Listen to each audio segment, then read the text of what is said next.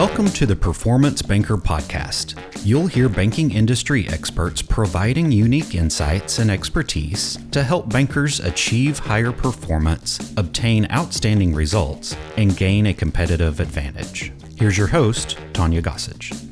Hello, and welcome back to the Performance Banker Podcast. This is Tanya Gossage. It's so good for you to be here today and for me to be with you. I want to ask you, how well have you learned the difference between objections and complaints? That's a hard one, a tough one. So hopefully in today's session, I'm going to help you with that.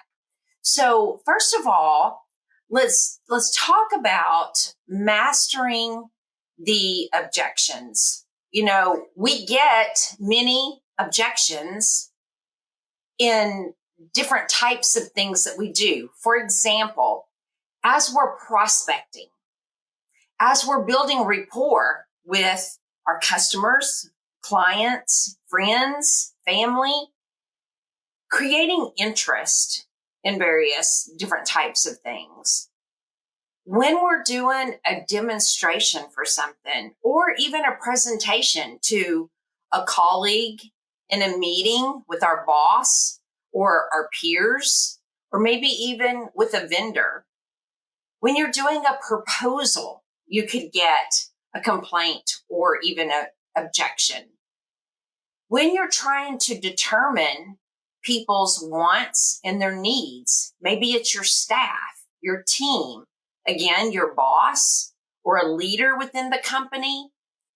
When you can't close sales, if you're a lender, you're a manager, maybe you're a teller and you're responsible for cross-selling, or maybe you're not even in the financial services world and you're listening to this session and you're responsible for sales and you can't close them. You are faced with challenges of objections and or complaints, or simply you can't grow your income regardless of what it is that you're trying to do. And so you're getting killed, if you will, if I can use that term, by objections. You hear the terms, and maybe you even say these yourself, by people saying, I'm just shopping, I'm just looking. People call up the bank and they're looking for the right mobile banking platform or the right product because they're new to town. They're shopping your rates. So I'm just shopping around. They may tell you that your fees are too high. Your price is too high. Everybody has their own terminology and language that they use. Or they may say, I'm not buying today. I am not the decision maker. I can't make that decision on my own because I'm not the decision maker. I'm not going to do anything until after the first of the year. I'm just pulling all of my data together, collecting my thoughts. I've been shopping for a vehicle for, a long time. I don't know what I want. I think I know what I want. And then I start looking online and I'm like, I don't want to give them that amount of money for a vehicle. I keep saying in my head, that is rental property or that is whatever. And I'm going to talk about that mentality here in just a little bit. And then what I have to remind myself of what that means when I say those types of things. So hopefully it will help you as well.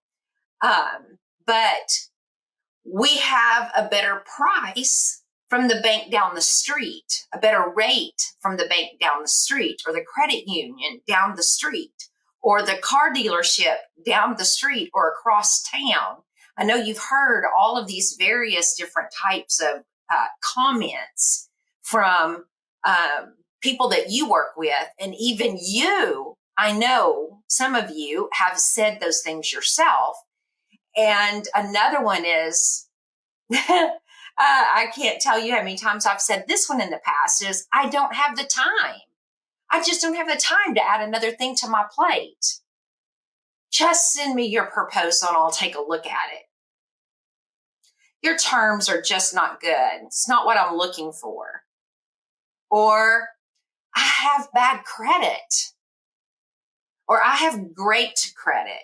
You should do something better because I have great credit. We just can't do this right now. Your product doesn't have X. We were hoping to get this, and this, but your product doesn't have that. Oh, we don't sign contracts. We don't sign contracts with the people that we do business with. We don't need all of that. We only need a couple of things that you're offering. So we don't want to pay that big price for all of those things because we don't need all of that. How many of those, I could just continue to go on for quite some time to provide you complaints or objections of what people will give you. And so how many have you heard? How many have you said? So there's some steps that you can use to master those. And one of them, the very first one, is to commit. Commit. And then number 2, take responsibility for figuring it out and helping the individual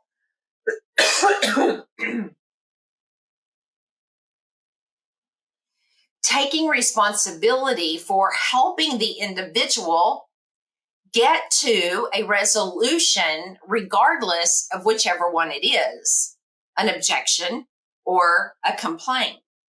And then you want to define what the real objection is. I can tell you that there's only one real objection. People may give you multiple objections, but deep down when you start drilling, there's really only one.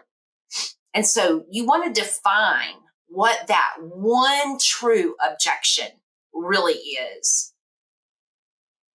And then identify the objection versus the sales process. So there's steps that you go through when making a sale. And so you want to make sure that you're getting the objections in the right place. And then you want to prepare so much in your process that you can predict what people are going to say, what objection or complaint that you're going to get based upon how the conversation's going or the questions that you're asking. You can deflect many of the objections that you're going to get based upon the conversation that you're having with the individual, because you can define your process to where you're handling those challenges, those objections in your process. You're handling the price. You're handling the terms. You're handling all of those things during your process. And so you want to practice that. And then you just want to do that on a daily basis until you get good at it. And so there's various different types of objections. There's the internal objections. There's the external objections. There's very valid objections. And then there's valid but the objections. And this is the objection where it's a valid objection, But that wouldn't keep you from buying, would it? There may be one thing that they don't like, but would that really keep them from buying? Usually not. There's the invalid objection. It's not really a true objection.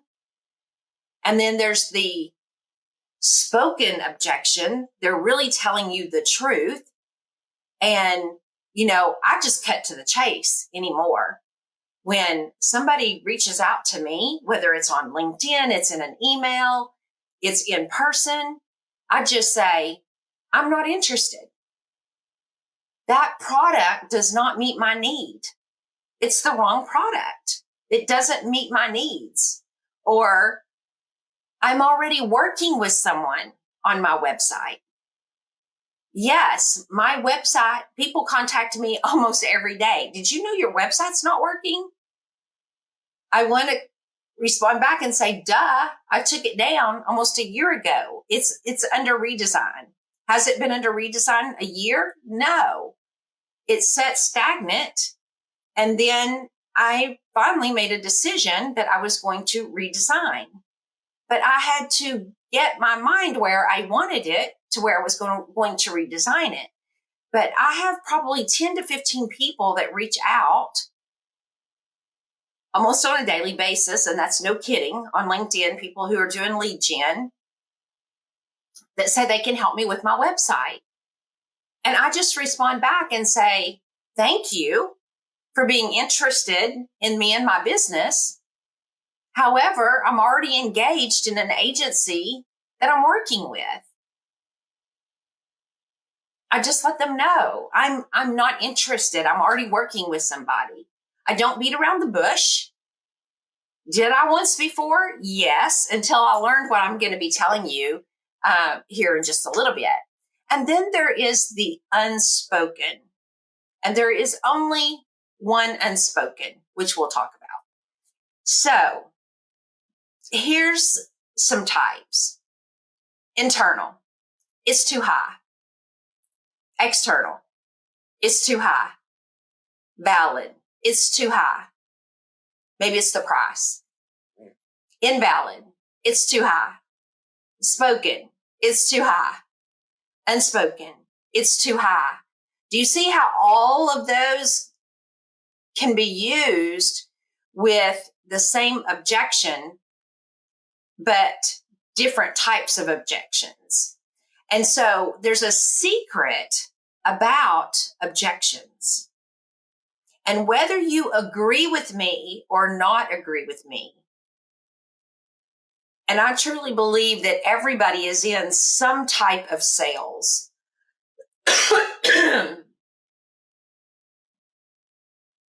Excuse me.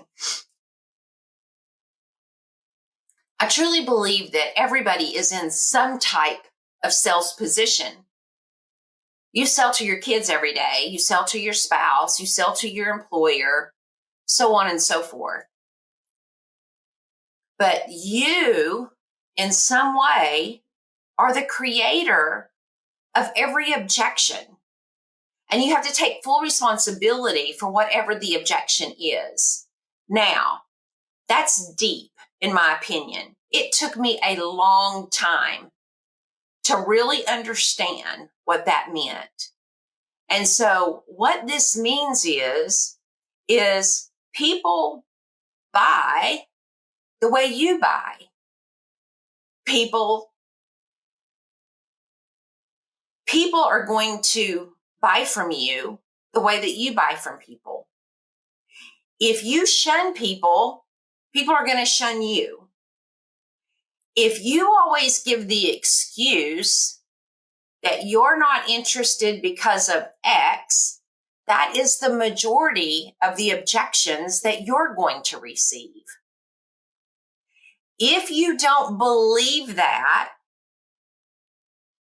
start taking notice in your own life what you're saying no to, and then how people are reacting to you. just really start taking notice. I had to do really a deep evaluation. When I was in corporate, working at the bank, I had an assistant who I had cover my calls. I'm not available. I didn't take sales calls. I'm not available. If you do that, people will not be available to you. Trust me. Trust me. You avoid, you will be avoided. When you start taking calls and you start being upfront with people, people will start taking your call and they will be upfront with you. I have literally put that to the test. A question that we often ask is, Mr. Customer or Mr. Client, why did you agree to take my call today? And I just tell people, I'm going to give you my honest answer. I am not interested in your product. However, what I am interested in is the people that I call in the future. I want them to schedule a meeting with me. I want them to pick up my phone when their phone rings. And because of that, that's why I'm taking your call, or that's why I scheduled this meeting with you. Because in the past, I didn't do that, and that same thing was happening to me. And now that I know that because I did that to others and people buy the way I buy, and people do what I do, if I have this conversation with you, I don't know but where you may lead me somewhere to my next $1 million. I don't know but what we may decide to do business. I don't know what I don't know. And I can't tell you how many people have thanked me for being honest with them, and people who have said, I wished I connected with more people like you.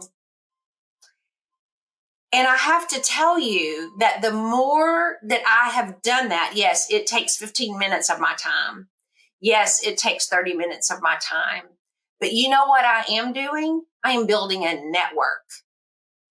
I am building a network of people who know, like, and trust me. I may not use them now, but I now know what they do. I now know what they offer. And I'll tell you, when I first started my business, and what does this have to do with banking and financial services and consulting and coaching and training? It has a lot to do with it. And what does it have to do with handling objections and objections? It has a lot to do with it. Because everything changed for me whenever I changed and no longer became the negative creator and became the positive creator for the way I ran things in my business. And I'll tell you that when I first started my business and I was working with financial institutions, one of the things that I felt I was extremely good at, and I believe I'm still good at that today, is connecting people with other people. Now follow me here.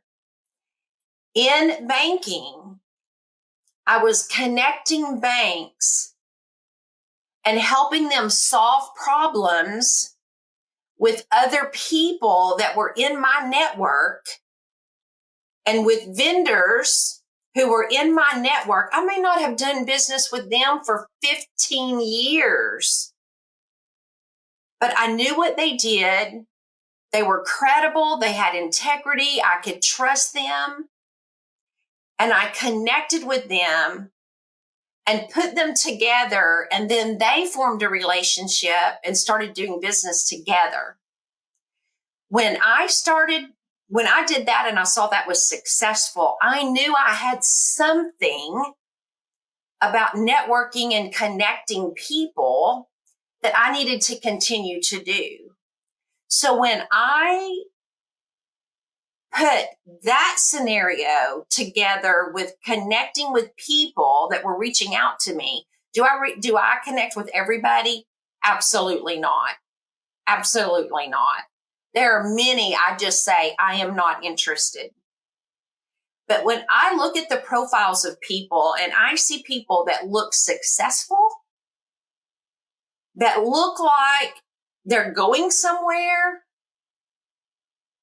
look like that I could use them in the future for future referrals or whatever, I'm going to listen to them because I may connect them in the future and help them be successful, which is what I want to do.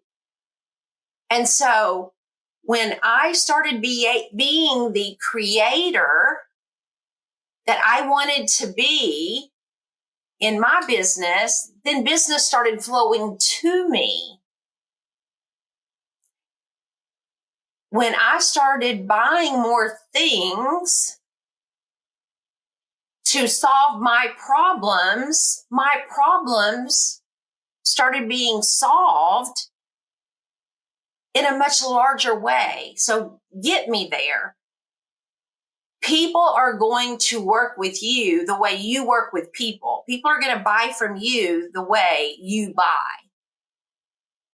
So that's a whole lot longer than I planned to spend on that, but it's so important. It took me months to get that. So I want to cut off that time frame for you that it took me to figure that out. When I first heard that, I was like, that is a bunch of hogwash. I didn't believe it, but I promise you, it is true. Test it. It is true. And so the number two secret about the objections is the most secret objection is the one that people never speak to you. It's the unspoken. They never tell you why they're not buying from you. There's some underlying reason that they don't feel comfortable bringing forth to tell you. Maybe they truly don't have the money. They filed bankruptcy. They can't buy. I don't know. But there's some reason that they don't feel comfortable telling you. So they give you other reasons and never get to the unspoken. But your role as the leader in whatever position it is that you have is to try to uncover that unspoken objection or complaint, whichever one that it is. And then number three, most objections are complaints, and they don't need to be handled as though they're an objection, because you handle both of those in totally two different ways. Number four is objections are never a reason not to close a client or to stop a sale. An objection is not ever a reason. And then number five is there is only, get this, only one objection. There's never more than one. Everything is going to boil down to one underlying reason. If you keep asking pointed questions, you're going to get to one underlying reason. And so, what is an objection? If you look that up in the dictionary, and I highly suggest that you do, but one of the one of the definitions is the ground or cause for objecting to something, a reason for an argument offered in disagreement, refusal, disapproval. So, somebody is, objecting or disputing to what you're having to say. And as I mentioned a while ago, these objections, they can be about price, they can be about terms, they can be about the contract, the product, timing, they can be about your company, your bank, they can be about you. They may not be doing business with your company because of you. Could be about your competition. It could be a third-party data reason. It could be anything. But there are steps that you should take to determine whether it's a valid or an invalid reason. And so you always want to listen, actively listen to what they have to say. Don't be thinking about what you're going to be saying next, or, wanting to start an argument or making them feel good or whatever. You need to actively listen and let them get it out. Take notes and then acknowledge. And I'm going to go into that a little bit more here in just a minute. So bear with me on this acknowledgement part. But acknowledge. And then you want to isolate that objection or complaint. You want to isolate it. And then you want to validate it.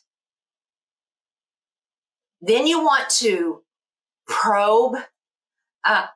You want to probe to get more details to see if that's truly the real objection, so that you can make sure that that's the objection and there's not an unspoken underlying objection that they're just not telling you.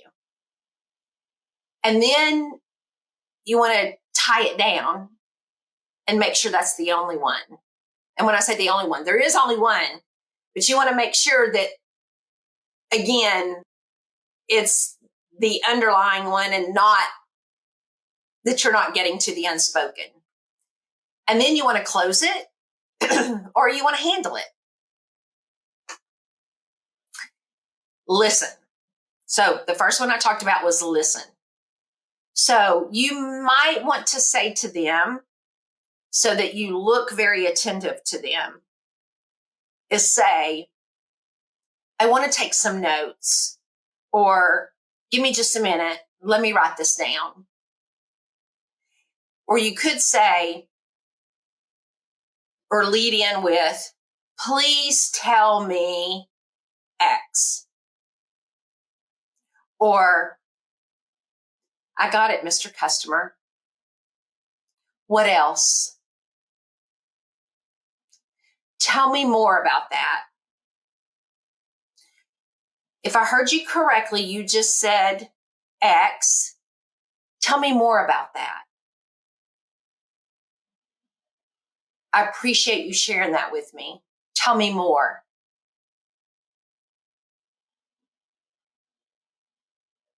Is there any more? Thank you for sharing. Is there any more?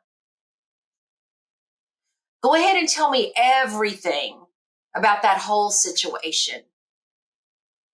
And you're actively listening and you're taking notes. And you're saying, I got it. What else? You're using those things all the way through the whole conversation. I got it. I understand. Tell me more. I appreciate you sharing. Go ahead, tell me everything. They're going to feel good about you listening. And then acknowledge them while you're listening. You're right, Mr. Customer. You're right. I've been in so many coaching programs. I don't even know how many. Too many to count, honestly. And I have learned repeatedly, when you get an objection, you get a complaint. The very first thing to do to start getting someone to calm down is to agree. Grant Cardone says, always, always, always agree. Now, does that mean that you are 100% agreeing that they're totally right? No. That does not mean the customer is absolutely right. But you can agree with them in going into the situation that is at hand.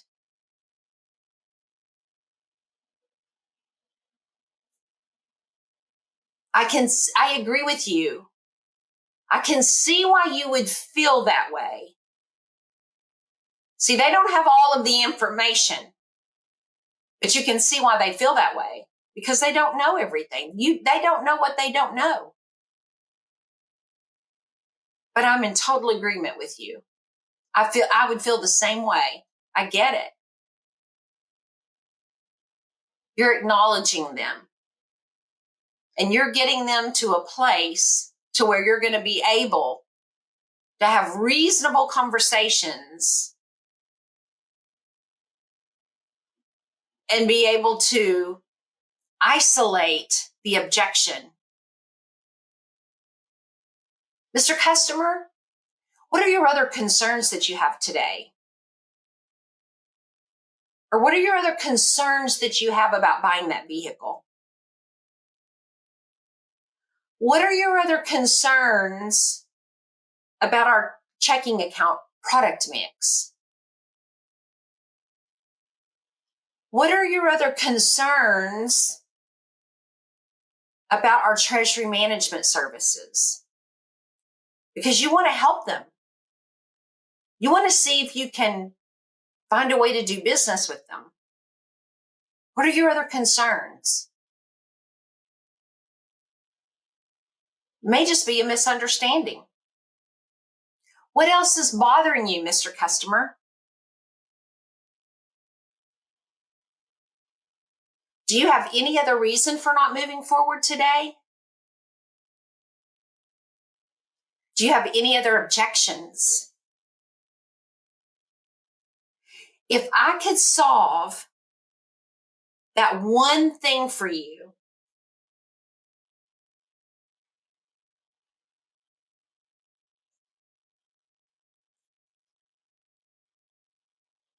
how would you feel? If I could solve that one thing for you, would there be anything else?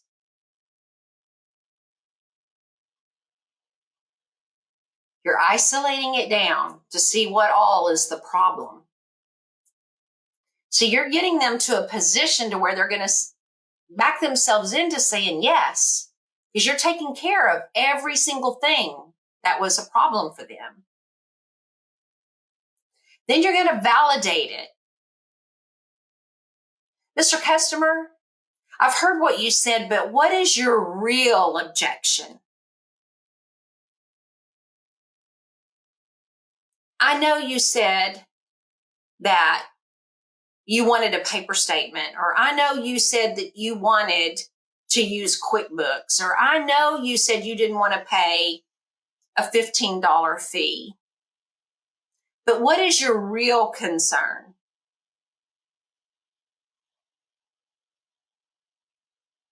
What is your real objection?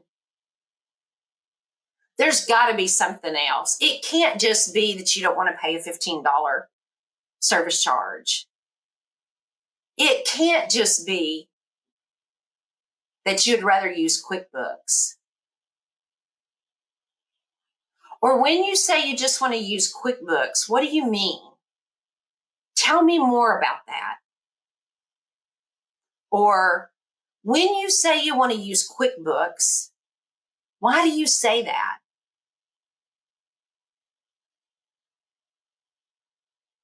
We're not finding out yet if he opened to other options. We just want to know why he's saying that. If you have other options, that's going to be great, but we're not ready yet to offer those to him. We want to know why he has the objections that he has.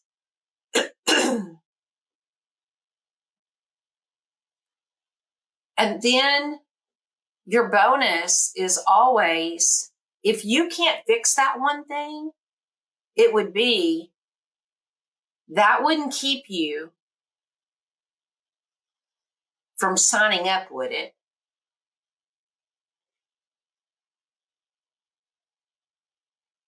That one $15 fee, if we have all of these other things, and you're going to get me, and you're going to get my team, and we're going to follow up with you, and we're going to give you extraordinary service, and we're going to give you whatever and whatever and whatever it is that you have to offer, that one thing wouldn't keep you from doing business with us, would it?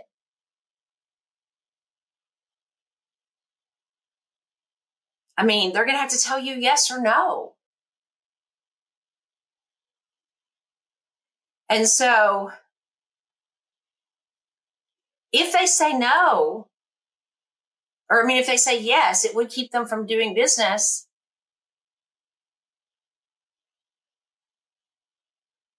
Why do you say that? Is it really that $15 fee, or is there something else?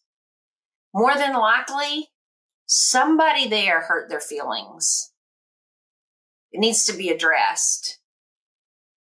There's going to be something more underlying, more than likely, than that $15 fee. And maybe it's a fee that you can waive if that's truly what it is.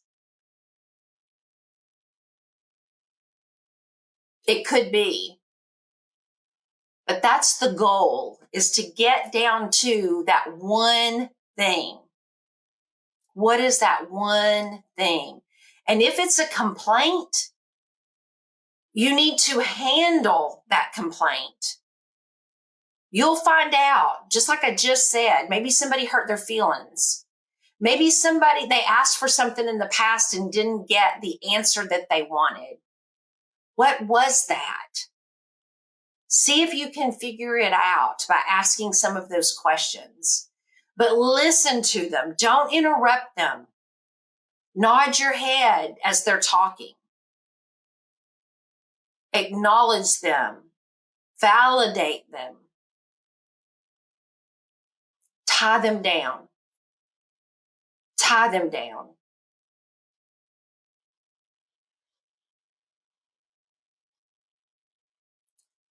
But you truly want to treat all of the objections as their complaints until you've isolated and validated them, that it truly is an objection. And if someone truly has an objection as to why they can't purchase, let it be. If there is a valid reason, then let it be. There's other ways to come around when someone gives you a valid objection. They truly don't make decisions without their spouse being involved. There is a way to combat that. I don't have time to go into that today on this episode, but maybe another day we can have conversations about going into some of those further. But hopefully in today's session, you were able to understand the difference between an objection, a complaint, and then how to begin to isolate those, and then how you personally can help move some of those out of your own life. Because you